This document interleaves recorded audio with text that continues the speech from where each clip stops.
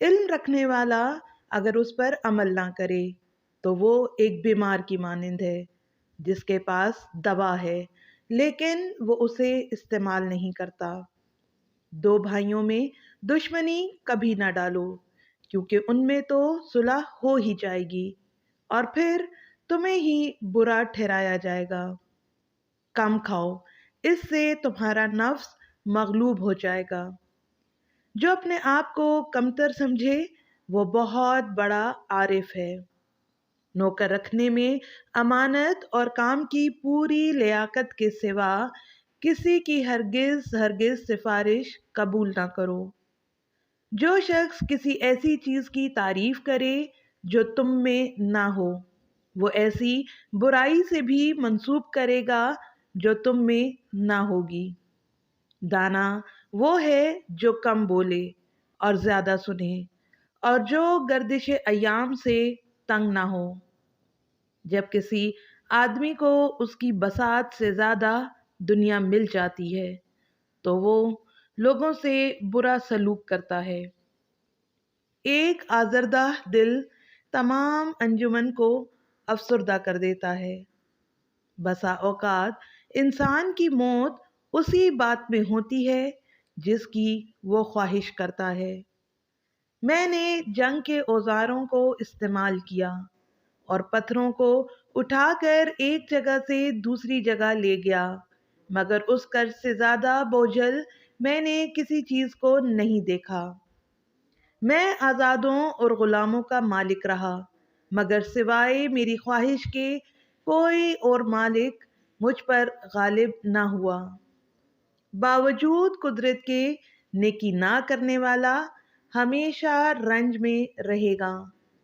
عقل مند وہ ہے جو حوادث اور مصائب میں بھی اپنے دل کو ہلنے نہ دے اور عقل سے اس کا چارہ کرے۔ جو کوئی ایسا دوست تلاش کرے گا جس میں کوئی عیب نہ ہو وہ ہمیشہ دوست سے محروم رہے گا۔ عقل و دانش کے درخت کا میوہ نیک کام کرنا ہے۔ جو اسے سمجھتا ہے مگر عمل نہیں کرتا اس کی مثال ایسی ہے جیسے کوئی انسان پرہیزی اشیاء کے نقصان سے واقف ہے مگر انہی کو کھاتا ہے اور ہلاک ہو جاتا ہے۔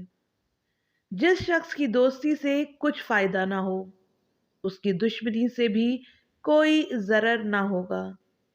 نیکی کا آغاز مشکل لیکن انجام راحت بخش ہوتا ہے، جبکہ بدی کا آغاز مزیدار اور انجام تکلیف دہ ہوتا ہے۔ زیادہ دولت کا لالچ نہ کرو۔ زندگی اور صحت تھوڑی سی آمدنی پر بھی قائم رکھی جا سکتی ہے۔ بیکاری انسان کی صلاحیتوں کو زنگ آلود کر دیتی ہے، اس واسطے کام کرتے رہو۔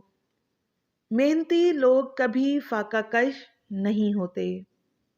اپنا کام دل لگا کر کرو، یہی کامیابی کی کنجی ہے۔